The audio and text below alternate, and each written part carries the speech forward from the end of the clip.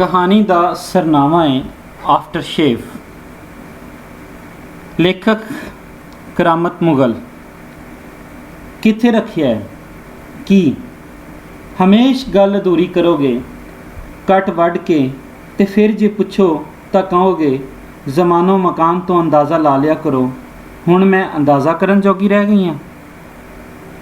यार मेरा after shave ए वेख वराछां दे कोल अज तक कट भी लग गया है।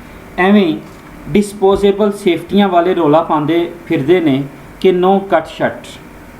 ए लो मैं गिफ्टिड आफ्टर शेव नूं पिछले महीने तो वरत रहा सां।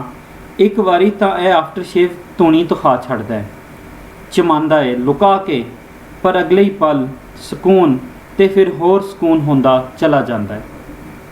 मैं शेव करन ते एक गिलास पानी पीण तो बाद जिहड़ा काम दूजी बार रोज़ करना वा वो अपने मॉडल टाउन पार्क टुर जाना जिथे जवानी दे पल भी लंघे ने ते बालपन दे भी, जिथे सदरां दे फुल बन के कमलांदियां भी वेखे ने। कसरत तो नहीं पर मॉर्निंग वॉक तो बिना मेरी जिंदगी शेव तो बगैर ही जापदी है। वो भी मेरे तो अगे अगे टुरी जाती है जिन्हों अपने तो वक्त किसी होर दी परवाह नहीं। मैं तो 1.5 किलोमीटर के चक्कर नूं एक वारी गा के फिर उस सामने पई लकड़ी दे बेंच उत्ते जा बैठना हुंदा है, जिहदे तो थोड़ा दूर बोतल ब्रश दे रुख है जिहदे निक्के निक्के पत्तरां नूं ते लंबूतरे फुल्लां नूं वेखना मैनूं बहुत चंगा लगदा है। मैनूं सोचण दा वेल बहुत घट मिलदा है। वो आप ही मेरे कोल आके बह जांदी है। मैं भी तुहाडे वांग नक चढ़ी होंदी सां। ओहदी कथा अज फिर शुरू हो जाती है। मैनूं कोई मुंडा विआह लई पसंद ही नहीं सी आंदा। मैं सोहणी सां। ਉਹ ਕਹਿੰਦੀ रोज़ वांग किधरे अज फिर ना सोची पै जावे। मैं विचों दी टोक के ਉਹਨੂੰ अज भी ਉਹਦੇ सोहने होण दा यकीन दवाना ते ਉਹ अपने छाइयां पैंदे गल ਨੂੰ खजला के दंदियां कढ़दी ਏ। भावें ਉਹਦਾ हासा टकेदा नहीं पर मैं ਉਹਨੂੰ ਲੱਖਾਂ ਜਿਹਾ बना देना ਵਾ। ਉਹਨੂੰ ਤਾਂ ਹੁਣ शर्माना भी भुल गया है। ਉਹ गर्दन विच पए दुपट्टे ਨੂੰ थोड़ा जिहा ढिला करके खिलारदी ਏ ते गल ਨੂੰ अगां टोरदी हुई त्रेल वाली घाह उत्ते पैर के अंगूठे नूं इधर उधर खिंचदी है, कदे मिट्टी नूं दबांदी है। माँ आखे भैन आखे पर मैं सां कि ऐनी वड्डी नर्स हो के आम जे मुंडे नाल विआह कर लवां। नहीं नहीं ऐ नहीं होवेगा। मेरे घर वाले मेरे सामने हारदे गए। फुल्लां वांगू जद उन्हां किरना शुरू कीता तां एक दिन मेरा दिल कीता कि मैं अपने भरा नूं कहां कि हुण मेरा विआह कर ही दिओ। पर वालों में जदों दी चांदी आई सी ते भरा दे घर दे अगे पिछे 2 धीआं जम्मियां सन, उन्हें मेरे बारे इन्ना ही सोचना शुरू कर दिता कि मेरी तनख्वाह 40,000 हो गई है। कदे कदे दिल करदा कि वड्डी भैन वांगू राहबाई बन जावां। उत्थे भी काफ़ी मौजां हो सकदियां ने। चंगी भली टीचर होंदी सी ते अपनी कुलीग नूं चाहन लगी, मंगनी भी हो गई। ਉਹ ਅਕਸਰ ਘਰ ਚੱਕਰ ਲਈ ਰੱਖਦਾ। ਕਦੇ ਉਹਨੂੰ ਤਨਖਾਹ ਮਿਲਣੀ ਤਾਂ ਸਾਡੇ ਲਈ ਮਠਿਆਈ ਲੈ ਆਉਣੀ, ਕਦੇ ਉਹਨੂੰ ਕੋਈ ਬਹਾਨਾ ਨਾ ਮਿਲਣਾ ਤਾਂ ਮੇਰੇ ਵਾਸਤੇ ਯਾਨੀ ਉਹਦੀ ਸਾਲੀ ਵਾਸਤੇ ਉਹ ਕੋਈ ਨਾ ਕੋਈ ਤੋਹਫੇ ਦਾ ਪੱਜ ਪਾ ਕੇ ਆ ਜਾਂਦਾ। ਉਹਨੂੰ ਗੱਲਾਂ ਕਰਨ ਦਾ ਸ਼ੌਕ ਸੀ, ਗੱਲਾਂ ਨਾਲ ਕਾਇਲ ਕਰਨ ਦਾ ਵੀ ਸ਼ੌਕ ਸੀ, ਅੱਗੇ ਵਧਣ ਦਾ ਜਜ਼ਬਾ। ਪਰ ਪਿਛਲੇ 4 ਵਰਿਆਂ ਤੋਂ ਉਹ ਗ੍ਰੈਜੂਏਸ਼ਨ ਦੇ ਬਾਅਦ MA ਅੰਗਰੇਜ਼ੀ ਦੀਆਂ ਕਿਤਾਬਾਂ ਲੈ ਕੇ ਨਾ ਪੜ੍ਹ ਸਕਿਆ। सानू वो बहुत हौसला देंदा रहिंदा। ਉਹਨੂੰ हौसला देना आवन लग पिया सी। एक दिहाड़े तो सारी रात साडे नाल ही गल्लां करदा रहा। मैनूं ਉਹਦੇ उत्ते कदे तरस नहीं आया। ਉਹਦਾ मूँह कदे भी विचारियां वर्गा नहीं सी बनिया। ਉਹਦੇ अंदर जिंदगी गुजारन दा हौसला सी। पर फिर मैं ਉਹਦੀਆਂ बेनूर अखां विच झांकना भी नहीं सी चाहता। दूर खिलरे सुंबल दे कोमल कोमल फुल्लां नूं तकदा जिहदे थल्ले खलोता एक बाबा वॉकिंग स्टिक नूं घुमांदा दुनिया की सब तो वध लज्जत महसूस करता विखाली दिंदा। उन्होंने ब्रेन हैमरेज होया। मैं उहदे फिक्रे वल ध्यान दिता। किनू? तेरे पनवईए नूं? नहीं। उहदे चेहरे के तासरात पिछले कई वरियां तो मरे होए लगते हैं। उहदी मां नूं दूजे शहर जांदे सी। की करन? मैं एक लत्त नूं कुंज के बह गया। उत्थे उहदा एक NGO वालों स्कूल चलदा सी जिथे वो हैड मिस्ट्रस लगी। जिन्ने बच्चे होणगे NGO पीरीयड के हिसाब नाल पैसे देंदी रही। ਤੇ ਉਹ ਮਰ ਗਏ। ਮੇਰੇ ਵਾਸਤੇ ਐਵੇਂ ਜਿਵੇਂ ਵਗਦੀ ਹੋਈ ਸੜਕ ਤੋਂ ਕੋਈ ਰਕਸ਼ਾ ਨਿਕਲ ਗਿਆ ਹੋਵੇ, ਪਰ ਉਹਨੂੰ ਕੋਈ ਅਹਿਸਾਸ ਨਾ ਦਿਵਾਇਆ। ਕਦੇ ਕਦੇ ਮੈਂ ਵੀ ਕਿੰਨਾ ਬੇਹਿੱਸ ਹੋ ਜਾਂਦਾ। ਹਾਲੇ ਪਿੱਛੇ ਜਿਹੀ ਬਹੁਤਾ ਵੇਲਾ ਨਹੀਂ ਲੰਘਿਆ, ਮੇਰੇ ਕੋਲ ਰੋਮਾਨਵੀ ਨਜ਼ਮ ਜਾਂ ਕਹਾਣੀ ਤਸ਼ਰੀਹ ਕਰਦਿਆਂ ਹੋਇਆਂ ਇੰਨੇ ਹਵਾਲੇ ਹੁੰਦੇ ਸਨ ਕਿ 40 ਮਿੰਟ ਸਿਰਫ 1 ਮਿੰਟ ਜਾਪਦਾ। ਹੁਣ ਤਾਂ ਹਵਾਲੇ ਕਿਧਰੇ ਗਵਾਚ ਗਏ। ਉਹ ਕੀ ਮਰੀ, ਮੇਰੇ ਜੀਜਾ ਜੀ ਨੂੰ ਬਿਮਾਰੀਆਂ ਨੇ ਆਣ ਲਿਆ। ਉਹ ਐਵੇਂ ਗੱਲ ਕਰਦੀ, ਨਾ ਸਿਰ ਨਾ ਪੈਰ। ਪਹਿਲੇ ਸ਼ੂਗਰ ਹੋਈ ਤੇ ਉਹ 2 ਦਿਨ ICU ਵਿੱਚ ਆਪਣੇ ਬੈੱਡ 'ਤੇ ਪਏ ਰਹੇ ਤੇ ਫਿਰ ਹੱਡੀਆਂ ਦੀ ਮੁੱਠ ਹੋ ਗਏ। ਅਸੀਂ ਵਿਆਹ ਨਾਲ ਮਸਲੇ ਦਾ ਹੱਲ ਸੋਚਿਆ, ਪਰ ਕਿੱਥੇ। 6 ਮਹੀਨਿਆਂ ਵਿੱਚ ਹੀ ਉਹ ਸਾਥੋਂ ਵਿਛੜ ਗਏ ਤੇ ਮੇਰੀ ਭੈਣ ਨੇ ਦੂਜੇ ਦਿਨ ਹੀ ਰਹਿਬਾ ਬਣ ਜਾਣ ਦਾ ਫੈਸਲਾ ਕੀਤਾ। ਮੈਂ ਫਿਰ ਉਹਦੀ ਮੌਤ ਨੂੰ ਬਹੁਤੀ ਤੇ ਇਸ ਫੈਸਲੇ ਨੂੰ ਥੋੜ੍ਹੀ ਵੀ ਅਹਿਮੀਅਤ ਨਾ ਦੇ ਸਕਿਆ ਤੇ ਹੁਣ ਸਾਹਮਣੇ ਖਲੋਤਾ ਵਾਕਿੰਗ ਸਟਿਕ ਵਾਲਾ ਵੀ ਨਹੀਂ ਸੀ ਰਿਹਾ। ਉਹ ਹੁਣੇ ਹੀ ਗਰਮੀ ਦੇ ਮੌਸਮ ਬਾਰੇ ਗੱਲਾਂ ਕਰਨ ਲੱਗ ਪਵੇਗੀ, ਨਹੀਂ ਤਾਂ ਉਹਨੂੰ ਗਲੇ ਦੇ ਡਿਜ਼ਾਈਨਾਂ ਬਾਰੇ ਗੱਲਾਂ ਕਰਨਾ ਚੰਗਾ ਲੱਗਦਾ ਹੈ। ਇੱਥੋਂ ਇੰਝ ਹੋਵੇ ਤਾਂ ਬਹੁਤਾ ਸੋਹਣਾ ਲੱਗਦਾ ਹੈ, ਇੱਥੇ ਡੋਰੀ ਹੋਵੇ, ਇੱਥੇ ਲੇਸ ਹੋਵੇ, ਨਹੀਂ ਤਾਂ ਕੱਲ੍ਹ ਦੀ ਪੜ੍ਹੀ ਅਖਬਾਰ ਵਿੱਚੋਂ ਕੋਈ ਸੁਰਖੀ ਲੈ ਬੈਠੇਗੀ। ਕੱਲ੍ਹ ਤਾਂ ਉਹਨੇ ਗੱਲ ਹੀ ਵਧਾ ਦਿੱਤੀ।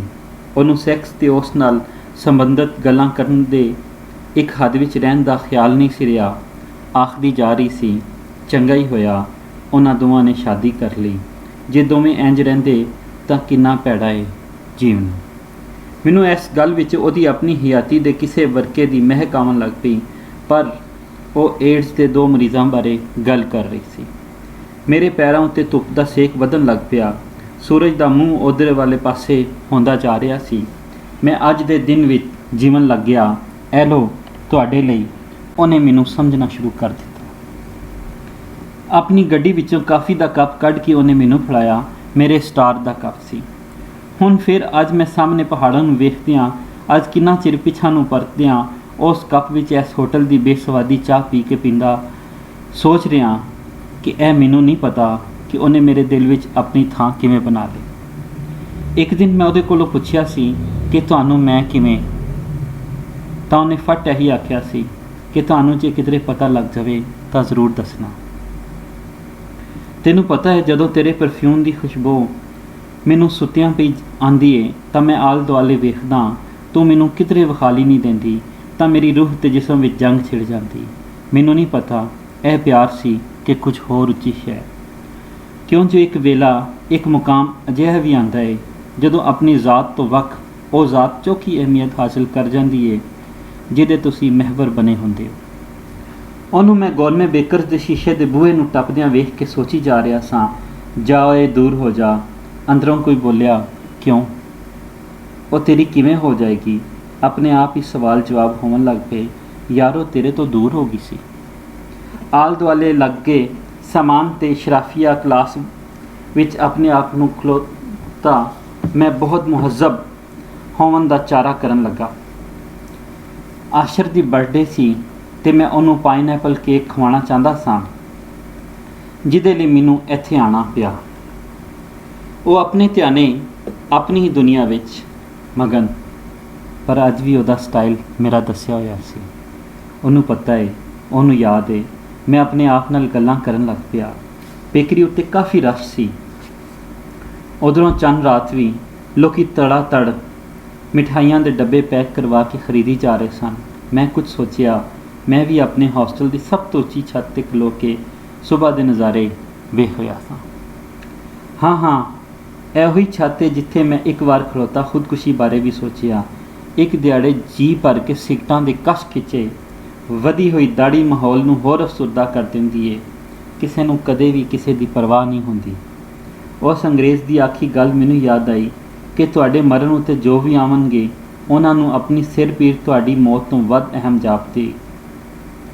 ਜਾਪਣੀ ਵੀ ਚਾਹੀਦੀ ਏ। ਕਿਉਂ ਤੁਸੀਂ ਕਿਸੇ ਦੇ ਸਕੂਨ ਨੂੰ ਆਪਣੇ ਜਨਾਜ਼ੇ ਲਈ ਖਰਾਬ ਕਰਦੇ ਹੋ?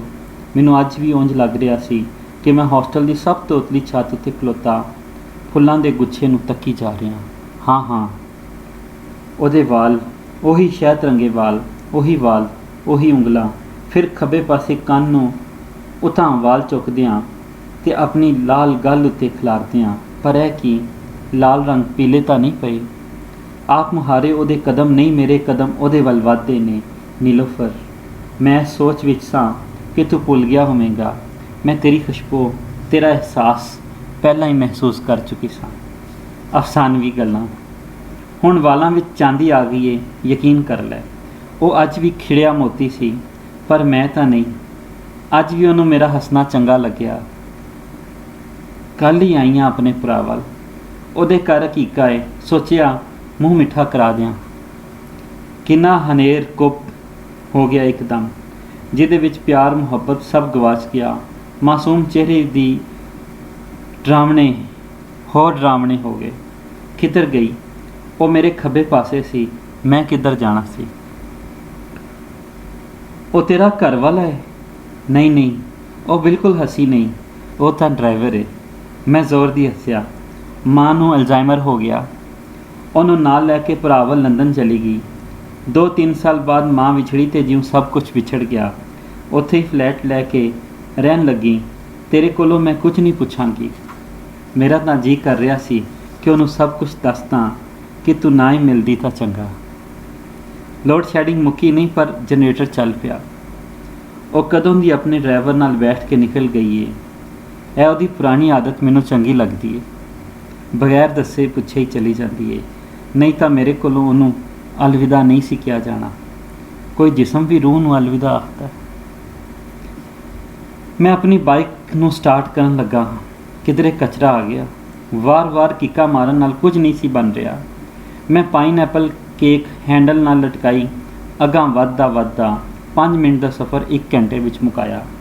ਫਿਰ ਆਸ਼ਰ ਨੂੰ ਬਰਥਡੇ ਵਿਸ਼ ਕਰਕੇ ਆਇਆ। ਰਾਤ ਹੋਣ ਵਾਲੀ ਸੀ। ਮੈਨੂੰ ਦਿਨ ਦੀ ਉਡੀਕ ਰਹਿੰਦੀ ਏ ਹਰ ਵੇਲੇ, ਤਾਂ ਜੋ ਆਪਣੇ ਆਪ ਨੂੰ ਇੰਨਾ ਕੁ ਮਸਰੂਫ ਕਰ ਦੇਵਾਂ ਕਿ ਵੇਲਾ ਹੀ ਨਾ ਲੱਭੇ। ਕਦੀ ਚਾਹ ਦੇ ਕੱਪ ਵਿੱਚ ਤੇ ਕਦੀ ਸਿਗਰਟਾਂ ਦੀ ਡੱਬੀ ਵਿੱਚ ਆਪਣੇ ਆਪ ਨੂੰ ਗਵਾ ਲੈਣਾ ਬਹੁਤ ਚੰਗਾ ਲੱਗਦਾ ਹੈ। ਫਿਰ ਰਾਤ, ਜ਼ਿੰਦਗੀ, ਦਿਨ ਦਾ ਚੱਕਰ, ਉਹ ਗੋਲ ਚੱਕਰ। ਕਿੰਨੇ ਦਿਨਾਂ ਬਾਅਦ ਬੀਵੀ ਨੂੰ ਮੇਰੀ ਯਾਦ ਆਉਂਦੀ ਏ। ਅੱਜ ਸ਼ੇਵ ਕਰ ਲਓ। ਅੱਜ ਇੱਕ ਚੰਗੀ ਬੀਵੀ ਬਣ ਰਹੀ ਸੀ। ਮੈਂ ਕਾਫੀ ਬਣਾਉਂਦੀ ਹਾਂ। ਨਾਲੇ ਉਹ ਤੁਹਾਡੀ ਦਾੜ ਦਰਦ ਹੋਣ ਵਾਲੀ ਗੋਲੀ ਤੁਹਾਡੇ ਬੈਗ ਵਿੱਚ ਰੱਖ ਦਿੱਤੀ ਏ, ਖਾ ਲੈਣਾ। ਇਹ ਗਰਮ ਪਾਣੀ ਠੰਡਾ ਹੋ ਜਾਵੇਗਾ। ਕਿੰਨੀ ਦੇਰ ਤੋਂ ਸ਼ੀਸ਼ਾ ਵੇਖੀ ਜਾ ਰਹੇ ਹੋ? ਮੈਂ ਉਹਨੂੰ ਕੀ ਦੱਸਦਾ ਕਿ ਮੈਂ ਸ਼ੀਸ਼ੇ ਵਿੱਚ ਵੀ ਆਪਣੇ ਆਪ ਨੂੰ ਨਹੀਂ ਵੇਖ ਰਿਹਾ। ਮੈਨੂੰ ਆਪਣਾ ਆਪ ਦਿਸਦਾ ਹੀ ਨਹੀਂ। ਪਾਣੀ ਕੋਈ ਗਰਮ ਹੈ ਹੀ ਨਹੀਂ ਸੀ, ਠੰਡਾ ਠਾਰ ਸੀਤ ਹਵਾ ਵਰਗਾ। ਮੈਂ ਪੋਟੇ ਡਬੋ ਕੇ ਵੇਖਿਆ। ਸੇਫਟੀ ਵਿੱਚ ਬਲੇਡ ਲਾ ਕੇ ਮੈਂ ਫੋਮ ਲਾਉਣ ਤੋਂ ਪਹਿਲਾਂ ਸੋਚ ਰਿਹਾ ਸਾਂ ਕਿ ਆਫਟਰ ਸ਼ੇਵ ਵਾਂਗੂ ਹੀ ਹੁੰਦਾ ਏ। ਵਿਆਹ ਬਾਅਦੋਂ ਬਹੁਤ ਪਿਆਰ, ਬਹੁਤ ਚਮਾਉਂਦਾ ਹੈ, ਬਹੁਤ ਤਕਲੀਫ ਦਿੰਦਾ ਹੈ, ਬਹੁਤ ਸਾੜਦਾ ਹੈ, ਪਰ ਅਗਲੇ ਹੀ ਪਲ ਸਕੂਨ ਦਿੰਦਾ ਹੈ, ਬਹੁਤ ਸਕੂਨ। ਸੇਫਟੀ ਨੂੰ ਦਰਾਜ਼ ਵਿੱਚ ਰੱਖ ਕੇ ਆਫਟਰ ਸ਼ੇਵ ਨੂੰ ਗੱਲਾਂ ਉੱਪਰ ਲਾਉਣ ਲੱਗਿਆ ਤੇ ਵੇਖਿਆ ਆਫਟਰ ਸ਼ੇਵ ਮੁੱਕਿਆ ਪਿਆ ਹੈ। ਮੈਂ ਆਫਟਰ ਸ਼ੇਵ ਦੀ ਸ਼ੀਸ਼ੀ ਫੜ ਕੇ ਡਸਟਬਿਨ ਵਿੱਚ ਸੁੱਟਣ ਤੋਂ ਪਹਿਲਾਂ ਨੀਲੋਫਰ ਨੂੰ ਉੱਕਾ ਯਾਦ ਨਹੀਂ ਸਾਂ ਕਰ ਰਿਹਾ। ਕਹਾਣੀ ਹੈ ਲਲਕਾਰ। ਕਹਾਣੀਕਾਰ ਕਰਾਮਤ ਮੁਗਲ। ਰਾਤ ਫੁੱਲਾਂ, ਕਲੀਆਂ, ਪੱਤਿਆਂ ਨਾਲ ਤੇ ਘਾਹ ਦੀ ਬੋ ਵਿੱਚ ਗੁਜ਼ਰ ਗਈ। ਖਾਬਾਂ ਦਾ ਇੱਕ ਚਮਨ ਵਸ ਗਿਆ। ਉਸ ਚਮਨ ਅੰਦਰ ਮੈਂ ਵੀ ਫੁੱਲਾਂ, ਕਲੀਆਂ, ਪੱਤੀਆਂ ਤੇ ਘਾਹ ਨੂੰ ਤੱਕਦਾ, ਸੁੰਘਦਾ, ਆਪਣੇ ਸਾਹਾਂ ਵਿੱਚ ਰਲਾਂਦਾ, ਆਪਣਾ ਸਾਹ ਉਹਨਾਂ ਨੂੰ ਦਿੰਦਾ, ਹਯਾਤੀ ਦੇ ਦੁੱਖਾਂ ਨੂੰ ਸੁੱਖਾਂ ਵਿੱਚ ਬਦਲਣ ਦਾ ਚਾਰਾ ਕਰਨ ਲੱਗਾ। ਉਸੇ ਹੀ ਫੁੱਲਾਂ ਕਲੀਆਂ ਵਿੱਚ ਘਾਹ ਉੱਤੇ ਬੈਠਾ ਬੈਠਾ ਮੈਂ ਪੀਲੀ ਜਿਹੀ ਰੋਸ਼ਨੀ ਵਿੱਚ ਗਵਾਚਿਆ ਇੱਕ ਗਲੇਡੂ ਉਹਦੀਆਂ ਅੱਖਾਂ ਵਿੱਚੋਂ ਚੋਂਦਾ ਵੇਖਿਆ। ਦਿਲ ਨੂੰ ਹੌਲ ਜਿਹਾ ਪੈ ਗਿਆ। ਰਾਤ ਦੇ 2 ਵੱਜ ਗਏ ਸਨ। ਮੈਂ ਉੱਠ ਕੇ ਨਾਲ ਦੇ ਕਮਰੇ ਵਿੱਚ ਆ ਕੇ ਕੰਪਿਊਟਰ ਆਨ ਕੀਤਾ ਤੇ ਫੇਸਬੁੱਕ ਉੱਤੇ ਆਪਣੇ ਆਪ ਨੂੰ ਆਨਲਾਈਨ ਕਰ ਲਿਆ। ਜ਼ਰਨਗਾਰ ਹਾਲੇ ਵੀ ਬੈਠੀ। ਮੈਨੂੰ ਆਨਲਾਈਨ ਵੇਖਦੇ ਹੀ ਉਹਨੇ ਗੱਲਬਾਤ ਕਰਨ ਲਈ ਕਹਿ ਦਿੱਤਾ। ਮੈਂ ਅੱਗੋਂ ਕੋਈ ਜਵਾਬ ਨਾ ਦਿੱਤਾ। ਐਵੇਂ ਹੀ ਹੋਰ ਸਾਈਟਾਂ ਖੋਲ੍ਹ ਕੇ ਦੁਨੀਆ ਤੇ ਉਹਦੇ ਰੰਗ ਵੇਖਣ ਲੱਗਾ। ਕਿਧਰੇ ਰੱਬ ਦੀ ਤਾਰੀਫ ਕਰਨ ਦਾ ਦਿਲ ਕਰਦਾ, ਕਿਧਰੇ ਰੱਬ ਦੇ ਬਣਾਏ ਹੋਏ ਇਨਸਾਨ ਨੂੰ ਵੇਖ ਕੇ, ਉਹਦੀਆਂ ਹਰਕਤਾਂ ਨੂੰ ਵੇਖ ਕੇ ਇਨਸਾਨੀਅਤ ਦੇ ਉੱਤੇ ਕਈ ਸਵਾਲ ਚੁੱਕ ਲੈਂਦਾ। ਤੇ ਉਸ ਨੂੰ ਆਪਣੇ ਹੀ ਦਿਮਾਗ ਵਿੱਚ ਦਫਨ ਕਰ ਲੈਂਦਾ ਹਾਂ। ਮੈਂ ਦੁਬਾਰਾ ਚਮਨ ਵਿੱਚ ਜਾਣਾ ਚਾਹੁੰਦਾ ਸਾਂ। ਮਿੱਟੀ ਦੀ ਖੁਸ਼ਬੂ, ਫੁੱਲਾਂ, ਕਲੀਆਂ ਵਿੱਚ ਸਮਾ ਜਾਵਣ ਨੂੰ ਦਿਲ ਕੀਤਾ ਕਿ ਉਸੇ ਹੀ ਚਮਨ ਵਿੱਚ ਹਮੇਸ਼ ਰਵਾਂ। ਮੋਬਾਈਲ ਉੱਤੇ ਲੱਗਿਆ ਅਲਾਰਮ ਬੋਲ ਗਿਆ, ਕਿੜ ਕਿੜ ਕਿੜ। ਜਿਉਂ ਜਿਉਂ ਤਰੱਕੀ ਵਧੀ ਹੋਈਏ ਨਵੇਂ ਸੁਰ ਵੀ ਬਣਦੇ ਜਾ ਰਹੇ ਨੇ। ਮੈਟ੍ਰਿਕ ਤੀਕਾ ਅਲਾਰਮ ਦੀ ਇੱਕੋ ਹੀ ਘੰਟੀ ਸੁਣ ਕੇ ਖੌਫ ਜਿਹਾ ਤਾਰੀ ਹੋ ਜਾਂਦਾ ਸੀ। ਹੁਣ ਤੇ ਹਰ ਰੋਜ਼ ਹੀ ਅਲਾਰਮ ਦੀ ਟੋਨ ਬਦਲ ਕੇ ਆਪਣੇ ਆਪ ਨੂੰ ਨਵਾਂ ਧੋਖਾ ਦਿੱਤਾ ਜਾਂਦਾ ਹੈ। ਕਿਉਂ ਜੇ ਅਸੀਂ ਆਪਣੇ ਆਪ ਨੂੰ ਆਪ ਹੀ ਧੋਖਾ ਦੇ ਸਕਦੇ ਹਾਂ, ਐਸੇ ਲਈ ਤਾਂ ਰਿਸ਼ਤਿਆਂ ਵਿੱਚ ਬਣ ਜਾਂਦੇ ਹਾਂ। ਰਿਸ਼ਤਿਆਂ ਤੋਂ ਬਾਹਰ ਨੱਸਦੇ ਹਾਂ, ਪਿਆਰ ਨੂੰ ਤਲਾਸ਼ਦੇ ਹਾਂ ਤਾਂ ਜੇ ਸਭ ਕੁਝ ਮਿਲ ਜਾਵੇ। ਫਿਰ ਵੀ ਇੱਕ ਕਸਕ, ਇੱਕ ਪੀੜ, ਇੱਕ ਅਣਛੂਹਿਆ ਅਹਿਸਾਸ ਨਾਮੁਕੰਮਲ ਹੋਣ ਦਾ ਦਰਸ ਹੁੰਦਾ ਹੈ। ਉਸ ਵੇਲੇ ਤਸੱਲੀ ਤੇ ਸਕੂਨ ਦਾ ਧੋਖਾ ਦੇ ਕੇ ਰਿਸ਼ਤਿਆਂ ਵਿੱਚ, ਰੰਗਾਂ ਵਿੱਚ, ਖੁਸ਼ਬੂਆਂ ਵਿੱਚ ਆਪਣੇ ਆਪ ਨੂੰ ਲੱਭਣ ਦਾ ਸਫ਼ਰ ਸ਼ੁਰੂ ਹੋ ਜਾਂਦਾ ਹੈ। ਅੱਜ ਤੀਕਰ ਇਸ ਸਫ਼ਰ 'ਤੇ ਟੁਰਦਿਆਂ ਤਾਂ ਬਹੁਤ ਨੂੰ ਵੇਖਿਆ ਹੈ, ਕਿਧਰੇ ਮੰਜ਼ਿਲ ਨਹੀਂ ਲੱਭੀ। ਬਾਹਰੋਂ ਹਾਜੀ ਮਨਸ਼ਾ ਲੰਘ ਰਿਹਾ ਸੀ। ਉਹਦੀ ਪਿਛਲੇ 30 ਵਰਿਆਂ ਤੋਂ ਇੱਕ ਹੀ ਗੱਲ ਏ, ਈਮਾਨ ਵਾਲਿਓ ਉਠੋ, ਫਜਰ ਦੀ ਨਮਾਜ਼ ਅਦਾ ਕਰੋ। ਮੈਂ ਰੋਜ਼ ਹੀ ਉਸ ਹਾਜੀ ਤੋਂ ਪਹਿਲਾਂ ਜਾਗ ਜਾਂਦਾ ਹਾਂ। ਮੇਰੇ ਕਮਰੇ ਦੀ ਬੱਤੀ ਬਲਦੀ ਵੇਖ ਕੇ ਵੀ ਉਹ ਆਪਣਾ ਵਿਰਦ ਜਾਰੀ ਰੱਖਦਾ ਹੈ, ਜੋ ਉਹ ਆਪਣਾ ਪੈਗਾਮ ਦੇਵਨ ਤੋਂ ਪਹਿਲਾਂ ਕਰਦਾ ਰਹਿੰਦਾ ਹੈ। ਅੱਲਾ ਅੱਲਾ ਅੱਲਾ। ਉਹ ਇਸ ਜ਼ੋਰ ਨਾਲ ਅੱਲਾ ਦਾ ਲੈਂਦਾ ਹੈ ਜਿਵੇਂ ਧਰਤੀ ਉੱਤੇ ਕੋਈ ਜ਼ੋਰ ਕੇ ਕਈ ਮਾਰ ਕੇ ਕੁਝ ਬੋਲਦਾ ਹੋਵੇ। ਰੋਬ ਵਿੱਚ ਇਬਾਦਤ ਕਰਦਾ ਹੋਇਆ 30 ਵਰਿਆਂ ਤੋਂ ਉਹਦੀ ਰੋਬਦਾਰ ਆਵਾਜ਼ ਵੀ ਇਬਾਦਤ ਬਣ ਜਾਂਦੀ ਹੈ। ਉਹਦੇ ਨਾਲ ਮੇਰੀ ਮੁਲਾਕਾਤ ਕਦੇ ਨਹੀਂ ਹੋਈ। ਮੈਂ ਮੁਲਾਕਾਤ ਕਰਨਾ ਹੀ ਨਹੀਂ ਚਾਹੁੰਦਾ, ਕਿਉਂ ਜੇ ਉਹਦੇ ਬਾਰੇ ਮੈਂ ਜ਼ਿਹਨ ਵਿੱਚ ਇੱਕ ਨਕਸ਼ਾ ਖਿੱਚਿਆ ਹੋਇਆ। ਉਹ ਉਸ ਤੋਂ ਵਕਤ ਕੁਝ ਹੋਰ ਹੋਇਆ ਤੇ ਮੈਨੂੰ ਬੜੇ ਨਕਸ਼ ਮਟਾਣੇ ਪੈਣਗੇ। ਬਸ ਸੁਣਿਆ ਹੈ ਕਿ ਉਹ ਹਾਜੀ ਮਨਸ਼ਾ ਹੈ ਜੋ ਸੁਬਾ ਵਿਰਦ ਕਰੀ ਜਾਂਦਾ ਹੈ। ਉਹਦੇ ਪੈਰਾਂ ਵਿੱਚ ਨਾਇਲੋਨ ਦੇ ਬੂਟਾਂ ਦੀ ਠਕ ਠਕ ਸੁਣਾਈ ਦੇ ਰਹੀ ਹੈ, ਜਿਹੜੀ ਕੁਝ ਦੇਰ ਪਹਿਲਾਂ ਬਹੁਤ ਹੀ ਉੱਚੀ ਸੀ। ਉਹ ਹੌਲੀ ਹੌਲੀ ਅਗਾਂਹ ਨੂੰ ਵੱਧ ਰਿਹਾ ਸੀ। ਉੱਚੀ ਆਵਾਜ਼ ਹੌਲੀ ਹੁੰਦੀ ਜਾ ਰਹੀ ਹੈ। ਇੱਕਦਮ ਲੱਕੜੀ ਦੇ ਪੁੱਲ ਉੱਤੇ ਉਹ ਕਦਮ ਰੁਕਦੇ ਨੇ, ਫਿਰ 10 ਕਦਮ ਬੜੇ ਇਹਤਿਆਤ ਨਾਲ ਰੱਖੇ ਜਾਂਦੇ ਨੇ, ਚੁੱਪ ਦੇ ਰਾਜ ਵਿੱਚ, ਜਿਸ ਦੀ ਠਕ ਠਕ ਮੈਨੂੰ ਸੁਣਾਈ ਦਿੰਦੀ ਹੈ, ਕਿਉਂ ਜੇ ਵਗਦੇ ਨਾਲੇ ਦੇ ਨਾਲ ਹੀ 6 ਫੁੱਟ ਚੌੜੀ ਸੜਕ ਦੇ ਨਾਲ ਮੇਰੀ ਬੈਠਕ ਹੈ। ਇੱਕ ਲੱਕੜੀ ਦੇ ਪੁੱਲ ਨੂੰ ਪਾਰ ਕਰਕੇ ਮਸਜਿਦ ਦੀ ਗਲੀ ਵੱਲ ਮੁੜਿਆ ਜਾ ਸਕਦਾ ਹੈ। ਉਸ ਗਲੀ ਵੱਲ ਜਿੱਥੇ ਜਵੇਰੀਆ ਹੋਰੀ ਰਹਿੰਦੇ ਸਨ। ਜਵੇਰੀਆ ਦੇ ਘਰ ਦੇ ਸਾਹਮਣੇ ਲੱਗੇ ਨਿੰਮ ਤੋਂ ਸਿੱਧਾ ਵੇਖੀਏ ਤਾਂ ਸਾਹਮਣੇ ਮਸਜਿਦ ਦਾ ਬਾਹਰਲਾ ਬੂਹਾ ਹੈ, ਜਿਹਨੂੰ ਹਾਜੀ ਹੋਰਾਂ ਨੇ ਜਾ ਕੇ ਜ਼ੋਰ ਜ਼ੋਰ ਨਾਲ ਖੜਕਾ ਕੇ ਮੌਲਵੀ ਹੋਰਾਂ ਨੂੰ ਸਲਾਮ ਦੇ ਕਈ ਫਰਾਇਜ਼ ਅਦਾ ਕਰਨ ਵਾਸਤੇ ਜਗਾਉਣਾ ਹੈ। ਹਾਂ, ਮੌਲਵੀ ਹੋਰਾਂ ਤੋਂ ਪਹਿਲਾਂ ਹੀ ਹਾਜੀ ਮਨਸ਼ਾ ਨੇ ਜਾਗ ਜਾਣਾ ਹੁੰਦਾ ਹੈ, ਕਿਉਂ ਜੇ ਪਹਿਲਾਂ ਪਹਿਲ PIA ਦੇ ਵਿੱਚ ਮੁਲਾਜ਼ਮਤ ਦੇ ਦੌਰਾਨ ਉਹ 37 ਸਵੇਰੇ ਜਾਗ ਕੇ ਇੰਝ ਕਰਦੇ ਹੁੰਦੇ ਸਨ। ਫਿਰ ਆਪਣੀ ਸਹਰਾਬ ਸਾਈਕਲ ਨੂੰ ਆ ਕੇ ਤੇਲ ਵਾਲੀ ਟਾਕੀ ਮਲ ਕੇ 2 ਪਰਾਠੇ ਖਾ ਕੇ ਇੱਕ ਪਰਾਠਾ ਆਪਣੇ ਨਾਲ ਪੌਣੇ ਵਿੱਚ ਬੰਨ੍ਹ ਕੇ ਲੈ ਜਾਂਦੇ ਸਨ। ਮੌਲਵੀ ਹੋਰੀ ਨਮਾਜ਼ ਪੜ੍ਹਾਉਣ ਦੇ ਬਾਅਦੋਂ ਫਿਰ ਸੋ ਜਾਂਦੇ, ਕਿਉਂ ਜੇ ਉਹਨਾਂ ਨੇ ਹਰ ਵਰੇ ਇੱਕ ਬਾਲ ਇਸ ਦੁਨੀਆ ਵਿੱਚ ਲਿਆਉਣਾ ਹੁੰਦਾ ਹੈ। ਮੇਰੇ ਖਾਬਾਂ ਦੇ ਚਮਨ ਨੂੰ ਆਪਣੇ ਤੋਂ ਬਾਹਰ ਜਾਣ ਦੀ ਇਜਾਜ਼ਤ ਨਹੀਂ ਹੈ। ਉਹ ਜਵੇਰੀਆ ਦੇ ਘਰ ਦੇ ਸਾਹਮਣੇ ਲੱਗੀ ਨਿੰਮ ਦੀ ਨਮੋਲੀ ਨੂੰ ਖਾਂਦਿਆਂ ਵੀ ਕਈ ਵਰੇ ਬਤਾ ਚੁੱਕਿਆ ਸੀ, ਤੇ ਹੁਣ ਉਹਦੇ ਜ਼ਾਇਕੇ ਦਾ ਸਵਾਦ ਵੀ ਸ਼ਾਇਦ ਕਿਧਰੇ ਗਵਾਚ ਗਿਆ ਹੋਵੇ। ਦਿਨ ਹੌਲੀ ਹੌਲੀ ਆਪਣਾ ਪੰਥ ਸ਼ੁਰੂ ਕਰਦਾ ਹੈ। ਮੇਰੀ ਖਿੜਕੀ ਦੇ ਉਤਲੇ ਪਾਸੇ ਦੇ ਖੁੱਲ੍ਹੇ ਪੱਟ ਤੋਂ ਮੋਟਾ ਜਿਹਾ ਸਤਾਰ ਆਪਣੇ ਘਰ ਨੂੰ ਟੁੱਟ ਜਾਂਦਾ ਹੈ। ਮੈਂ ਹੌਲੀ ਜਿਹੀ ਅਗਾਂਹ ਵੱਧ ਕੇ ਜੰਦਰੇ ਨੂੰ ਖੋਲ੍ਹ ਕੇ ਆਪਣੀ ਦੁਕਾਨਦਾਰੀ ਵੱਲ ਧਿਆਨ ਨਹੀਂ ਦਿੰਦਾ, ਸਗੋਂ ਮੈਨੂੰ 65 ਦੀ ਉਹ ਲੜਾਈ ਯਾਦ ਆਉਂਦੀ ਹੈ ਜਦੋਂ ਇੱਥੇ ਨਿੱਕਾ ਜਿਹਾ ਖਾਲਾ ਹੁੰਦਾ। ਇਸ ਖਾਲੇ ਨੂੰ ਪੁੱਟਣ ਲਈ ਸਾਡੀਆਂ ਰੇਸਾਂ ਸ਼ੁਰੂ ਹੋ ਜਾਂਦੀਆਂ। ਉਹ ਰੇਸ ਜਿਸ ਵਿੱਚ ਜਿਹੜਾ ਜਿੱਤ ਜਾਂਦਾ ਉਹ ਅਗਲੇ ਦਿਹਾੜ ਸ਼ੋਖਾ ਜਿਹਾ ਹੋ ਕੇ ਫਿਰਦਾ ਰਹਿੰਦਾ ਤੇ ਅਗਲੀ ਸ਼ਾਮ ਤੀਕਰ ਕੋਈ ਹੋਰ ਇਸ ਜਿੱਤ ਦਾ ਸਵਾਦ ਚੱਖ ਲੈਂਦਾ। ਇਸ ਖਾਲੇ ਦੇ ਦੁਆਲੇ ਵੱਡੀ ਵੱਡੀ ਦੱਬ ਉੱਗੀ ਤੇ ਕਿਧਰੇ ਕਿਧਰੇ ਤੇ ਚਿਲਾਈ ਦੀ ਬੂਟੀ ਵੀ ਸੀ, ਜਿਹਨੂੰ ਕੁਝ ਲੋਕ ਉਬਾਲ ਕੇ ਖਾ ਵੀ ਲੈਂਦੇ। ਇਸ ਦੱਬ ਵਿੱਚੋਂ ਕਈ ਵਾਰੀ ਖੜਪੈਂਚ ਡੱਡੂ ਫੜੇ ਜਾਂਦੇ। ਖਾਲੇ ਵਿੱਚ ਸਾਡੀ ਬਸਤੀ ਤੋਂ ਕੋਈ 5 ਕਿਲੋਮੀਟਰ ਪਹਿਲਾਂ 2 ਰੰਗ ਵਾਲੀਆਂ ਫੈਕਟਰੀਆਂ ਦਾ ਕੈਮੀਕਲ ਤੇ ਪਾਣੀ ਰੁੜ ਕੇ ਆਉਂਦਾ ਰਿਹਾ। ਫਿਰ ਲੋਕਾਂ ਨੇ ਇੱਧਰ ਨੂੰ ਰੁਖ ਕੀਤਾ ਤੇ ਘਰਾਂ ਦੀ ਵਸੋਂ ਹੋਣ ਲੱਗੀ। ਘਰ ਬਣਾਏ ਜਾਵਣ ਲੱਗੇ ਤਾਂ ਸਭ ਨੇ ਇੱਕੋ ਹੀ ਸੋਚ ਰੱਖੀ ਕਿ ਇਸ ਖਾਲੇ ਵੱਲ ਲੈਟਰੀਨਾਂ ਦੇ ਪਾਈਪ ਕਰ ਦਿੱਤੇ ਜਾਣ। ਵੇਖਦਿਆਂ ਵੇਖਦਿਆਂ ਕੁਛ ਦੇਰ ਵਿੱਚ ਇਸ ਖਾਲੇ ਅੰਦਰ ਗੰਦਗੀ ਵਧਣ ਲੱਗੀ ਤੇ ਇੰਨੀ ਕੁ ਗੰਦਗੀ ਵਧੀ ਕਿ ਆਪਣੀ ਬੋਤ ਤੋਂ ਦੂਰ ਨੱਸਣ ਲਈ ਲੋਕਾਂ ਨੇ ਘਰਾਂ ਨੂੰ ਵੇਚਣਾ ਸ਼ੁਰੂ ਕਰ ਦਿੱਤਾ। ਜਿਵੇਂ ਜਿਵੇਂ ਆਬਾਦੀ ਵੱਧ ਰਹੀ ਸੀ, ਤਿਉਂ-ਤਿਉਂ ਲੋਕਾਂ ਨੇ ਵੀਰਾਨੀਆਂ ਨੂੰ ਆਬਾਦ ਕਰਨਾ ਸ਼ੁਰੂ ਕਰ ਦਿੱਤਾ। ਜਿੱਥੇ ਵੀਰਾਨੇ ਆਬਾਦ ਹੋ ਜਾਣ, ਉੱਥੇ ਨਾਲੇ ਤੇ ਆਲ ਦੁਆਲੇ ਕਿਵੇਂ ਆਬਾਦੀ ਦੀ ਘਾਟ ਰਹਿ ਸਕਦੀ। ਇਸ ਲਈ ਆਲ ਦੁਆਲ ਆਬਾਦੀ ਦੁੱਗਣੀ ਤਿਗਣੀ ਹੋਣਾ ਸ਼ੁਰੂ ਹੋ ਗਈ। ਮਿਸਰ ਦੇ ਵਿੱਚ ਇਸ ਤਰ੍ਹਾਂ ਦੀ ਆਬਾਦੀ ਹੁੰਦੀ ਤਾਂ ਉੱਥੇ ਗੁਲਾਮਾਂ ਦੀ ਮੰਡੀ ਵਾਲਾ ਕੰਮ ਵੀ ਸ਼ੁਰੂ ਹੋ ਜਾਂਦਾ, ਪਰ ਇੱਥੇ ਕਸਾਈਆਂ ਨੇ ਆਪਣੇ ਫੱਟੇ ਲਾ ਕੇ ਉਹਨਾਂ 'ਤੇ ਤੇਜ਼ ਵੱਡੀਆਂ ਛੁਰੀਆਂ, ਬੁਗਦੇ ਤੇ ਕੀਮਾ ਕਰਨ ਵਾਲੀਆਂ ਮਸ਼ੀਨਾਂ ਲਾ ਲਈਆਂ, ਜਿਹਦਾ ਕਾਰਨ ਇਹ ਸੀ ਕਿ ਵੱਧਦੀ ਵਸੋਂ ਨੂੰ ਮਾਸ ਦੀ ਜ਼ਰੂਰਤ ਪੂਰੀ ਕਰਨ ਵਾਸਤੇ ਦੂਰ ਤੀਕਰ ਨਾ ਜਾਣਾ ਪਵੇ। ਦੋਵਾਂ ਦੀ ਜ਼ਰੂਰਤ ਇੱਥੋਂ ਹੀ ਪੂਰੀ ਹੁੰਦੀ ਹੈ। ਮੈਂ ਬਾਹਰ ਨੂੰ ਕਮਰੇ ਦੇ ਬੂਹਾ ਖੁੱਲ੍ਹਣ ਕਾਰਨ ਇੱਥੇ ਹੀ ਮੁਸਤਕਿਲ ਡੇਰਾ ਜਮਾ ਲਿਆ ਹੈ।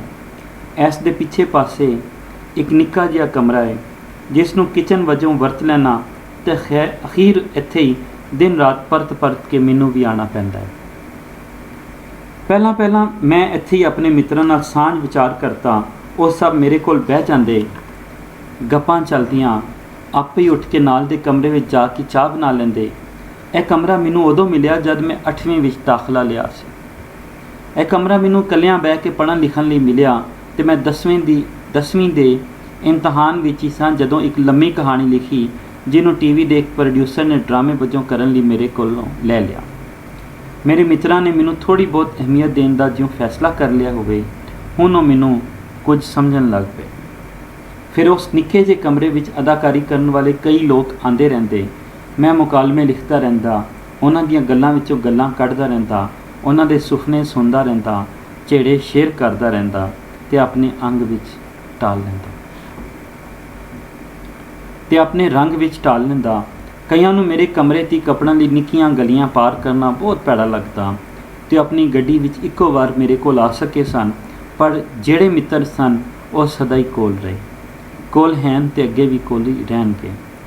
ਜਦੋਂ ਮਾਰ ਤਾੜ ਤੇ ਫਸਾਦ ਚਾਰ ਚਫੇਰੇ ਖਿਲਣਾ ਸ਼ੁਰੂ ਹੋਏ, ਮੈਨੂੰ ਵੀ ਕਿਸੇ ਇੱਕ ਪਾਰਟੀ ਦਾ ਸਮਝਿਆ ਜਾਣ ਲੱਗਾ। ਮੇਰੇ ਮੱਥੇ 'ਤੇ ਵੀ ਕਿਸੇ ਮਜ਼ਹਬ ਦਾ ਨਾਂ ਲਿਖਿਆ ਜਾਂਦਾ ਤੇ ਮੈਨੂੰ ਆਪਣੇ ਵਰਗੇ ਕਈ ਇਨਸਾਨਾਂ ਦੇ ਸਿਰ ਵੱਡੇ ਹੋਏ ਵਿਖਾਲੀ ਦਿੰਦੇ। ਆਂਟੀ ਸੇਵਾ ਨੇ ਇਸ ਕਲੋਨੀ ਵਿੱਚ 2 ਮੰਜ਼ਲਾ ਕੋਠੀ ਬਣਵਾਈ ਤੇ ਉਹਦਾ ਆਪਣਾ ਬਿਊਟੀ ਪਾਰਲਰ ਵੀ ਖੁੱਲ੍ਹ ਗਿਆ। ਮੇਰੇ ਕਮਰੇ ਦੇ ਬਿਲਕੁਲ ਸਾਹਮਣੇ ਨਾਲੇ ਦੇ ਦੂਜੇ ਪਾਸੇ ਖੱਬੇ ਹੱਥ ਵਿੱਚ 2 ਦੁਕਾਨਾਂ ਨੂੰ ਜੋੜ ਕੇ ਉਹਨੇ ਵਿਚਲੀ ਕੰਧ ਮੁਕਾਈ ਤੇ ਸ਼ਾਮੀ 4 ਵਜੇ ਦੇ ਲਗਭਗ ਇੱਕ ਵੱਡੇ ਸਾਰੇ ਲੋਡਰ ਤੇ ਉਹਦੀਆਂ ਛਾਵਾਂ ਉਤਰ ਗਈਆਂ। ਉਹ ਆਪਣੇ ਆਪ ਵਿੱਚ ਹੀ ਮਸਤ ਰਹਿੰਦੀ ਵਿਖਾਲੀ ਦਿੰਦੀ। ਦੂਰੋਂ ਉਹਦਾ ਨਕਸ਼ਾ ਵਾਜ਼ਿਆ ਵਿਖਾਲੀ ਦੇ ਜਾਂਦਾ, ਭਰੀਆਂ ਗੱਲਾਂ, ਸਟ੍ਰੇਟ ਵਾਲ, ਤਿੱਖਾ ਨੱਕ ਤੇ ਭਾਰੇ ਪੱਟ। ਉਹਦੀ ਜੁੱਤੀ ਹੀਲ ਤੋਂ ਬਗੈਰ ਹੋਣ ਦੇ ਬਾਵਜੂਦ ਉਹਦਾ ਕੱਦ ਬਹੁਤ ਉੱਚਾ ਲੱਗਦਾ ਤੇ ਚਮਕਦਾਰ ਰੰਗ ਵਿੱਚ ਉਹਦੀ ਸਾਰੀ ਸ਼ਖਸੀਅਤ ਦੇ ਅੰਗ ਵਿਖਾਲੀ ਦੇ ਰਹੇ ਸਨ। ਕੋਈ 45 ਦੇ ਲਗਭਗ ਹੋਣ ਦੇ ਬਾਵਜੂਦ ਵੀ ਜਜ਼ਬਾਤ ਨੂੰ ਉਭਾਰਦੀ ਹੋਈ। ਇੱਕ ਦਿਨ ਮੈਨੂੰ ਉਹਦਾ ਖੁਰੇ ਸੁਪਨਾ ਆਇਆ ਹੋਣਾ, ਜਿਹਦੀ ਹਕੀਕਤ ਉਹ ਅਗਲੇ ਦਿਨ ਆ ਕੇ ਮੇਰੇ ਸਾਹਮਣੇ ਖਲੋ ਗਈ। ਉਸ ਨੂੰ ਕਿਸੇ ਨੇ ਦੱਸਿਆ ਕਿ ਇੱਥੇ ਕੋਈ ਕਹਾਣੀਕਾਰ ਰਹਿੰਦਾ ਹੈ। ਉਹ ਮੈਨੂੰ ਮਿਲਣ ਲਈ ਆ ਤਾਂ ਗਈ, ਪਰ ਮੇਰੇ ਕੋਲ ਉਹਦੇ ਨਾਲ ਗੱਲ ਕਰਨ ਦਾ ਕੋਈ ਮੌਜੂ ਨਹੀਂ ਸੀ। ਉਹ ਆਪ ਹੀ ਗੱਲਾਂ ਕਰਨ ਲੱਗ ਜਾਂਦੀ। ਗੱਲਾਂ ਨੂੰ ਕਈ ਦਿਨਾਂ ਵਿੱਚ ਵੰਡ ਦਿੱਤਾ ਜਾਵੇ ਤਾਂ ਇੱਕ ਨਾਵਲ ਲਿਖਿਆ ਜਾ ਸਕਦਾ, ਪਰ ਮੈਨੂੰ ਕਦੇ ਖਿਆਲ ਨਾ ਆਇਆ। ਫਿਰ ਉਹ ਦੱਸਣ ਲੱਗੀ ਕਿ ਅਖਬਾਰਾਂ ਵਿੱਚ ਖਬਰਾਂ ਤਾਂ ਛਪਦੀਆਂ ਹੋਣਗੀਆਂ, ਮੈਂ ਉਹ ਪੜ੍ਹੀਆਂ ਵੀ ਹੋਣਗੀਆਂ। ਉਸ ਮੈਨੂੰ ਉਹ ਖਬਰ ਸੁਣਾਈ ਜਿਸ ਵਿੱਚ ਖਾਮਨ ਨੇ ਬੁਗਦੇ ਨਾਲ ਵਾਰ ਕਰਕੇ ਆਪਣੀ ਬੁੱਢੀ ਨੂੰ ਕਤਲ ਕਰਨ ਦੀ ਕੋਸ਼ਿਸ਼ ਕੀਤੀ। ਹਾਂ, ਮੈਂ ਉਹ ਖਬਰ ਪੜ੍ਹੀ ਸੀ, ਸਗੋਂ ਉਸ ਬਾਰੇ ਲਿਖਣਾ ਵੀ ਚਾਹਿਆ ਸੀ। ਮੈਂ ਕੁਝ ਕਹਿੰਦਾ ਰੁਕ ਗਿਆ ਜਦੋਂ ਆਪਣੀ ਚਿੱਟੀ ਧੌਣ ਤੋਂ ਕੱਪੜਾ ਲਾ ਕੇ ਖੱਬੇ ਮੋਢੇ ਉੱਤੇ ਬੁਗਦੇ ਦਾ ਨਿਸ਼ਾਨ ਵਿਖਾਇਆ। ਉਹ ਮੈਂ ਹੀ ਹਾਂ। ਮੈਂ ਪੂਰੀ ਤਰ੍ਹਾਂ ਹੈਰਾਨ ਸਾਂ। ਮੈਂ ਉਸ ਦਿਨ ਮਰੀ ਨਹੀਂ, ਬਚ ਗਈ ਸਾਂ। ਉਹ ਰੁਕੀ, ਫਿਰ ਬੋਲੀ, ਤੈਨੂੰ ਪਤਾ ਹੈ ਉਹ ਲਲਕਾਰਿਆ ਕਿਉਂ ਸੀ? ਨਹੀਂ, ਮੈਨੂੰ ਕਿਵੇਂ ਪਤਾ ਚੱਲ ਸਕਦਾ ਹੈ? ਵੱਡੀ ਈਦ ਦਾ ਦਿਨ ਸੀ। ਉਹ ਈਦ ਨਮਾਜ਼ ਪੜ੍ਹ ਕੇ ਘਰ ਪਰਤਿਆ। ਉਹ 6 ਮਹੀਨਿਆਂ ਮਗਰੋਂ ਸਾਊਦੀ ਅਰਬ ਤੋਂ ਆਇਆ ਸੀ। ਉੱਥੇ ਉਹ ਇੱਕ ਵੱਡੇ ਸਾਰੇ ਸਟੋਰ 'ਤੇ ਸੇਲਮੈਨੀ ਕਰਦਾ ਮੈਨੂੰ ਵੀ ਇੱਕ ਵਿਕਾਊ ਸ਼ੈ ਸਮਝਣ ਲੱਗ ਗਿਆ। ਮੇਰਾ ਸੌਦਾ ਕੀਤਾ, ਮੇਰੇ ਵਾਸਤੇ ਗਾਹਕ ਲਿਆਇਆ। ਦੋਵੇਂ ਚੁੱਪਚਾਪ ਇੱਕ ਦੂਜੇ ਵੱਲ ਵੇਖ ਰਹੇ ਸਾਂ। ਕੁਝ ਲੋਕਾਂ ਨੇ ਹਾਜੀ ਨੂੰ ਘੇਰਿਆ ਹੋਇਆ। ਹਾਜੀ ਮਨਸ਼ਾ ਚੰਗਾ ਬੰਦਾ ਸੀ, ਹਰ ਕਿਸੇ ਨਾਲ ਬਣਾ ਕੇ ਰੱਖੀ ਹੋਈ ਸੀ। ਇੱਕਦਮ ਖਿੜਕੀ ਤੋਂ ਬਾਹਰ ਵੇਖਿਆ, ਇੱਕ ਪਾਸਿਓਂ ਆਵਾਜ਼ ਆਈ, ਕਲਮਾ-ਏ ਸ਼ਹਾਦਤ। ਸਾਡੇ ਦੋਵਾਂ ਦੇ ਕੰਨਾਂ ਵਿੱਚ ਕਲਮਾ ਸ਼ਹਾਦਤ ਦੇ ਅਲਫਾਜ਼ ਪਏ ਤਾਂ ਸਾਨੂੰ ਇੰਝ ਲੱਗਿਆ ਜਿਵੇਂ ਕਿਸੇ ਨੇ ਜ਼ੋਰ ਦੀ ਕਈ ਮਾਰ ਕੇ ਧਰਤੀ ਨੂੰ ਚੀਰਿਆ ਹੋਵੇ। ਹਾਜੀ ਮਨਸ਼ਾ ਨੂੰ ਇੱਕ ਸਵਾਣੀ ਲਲਕਾਰ ਰਹੀ ਸੀ, ਕਲਮਾ-ਏ ਸ਼ਹਾਦਤ। ਆਖ ਉਸਨੇ ਹਾਜੀ ਮਨਸ਼ਾ ਨੂੰ ਗਿੱਚੀ ਤੋਂ ਨੱਪ ਲਿਆ।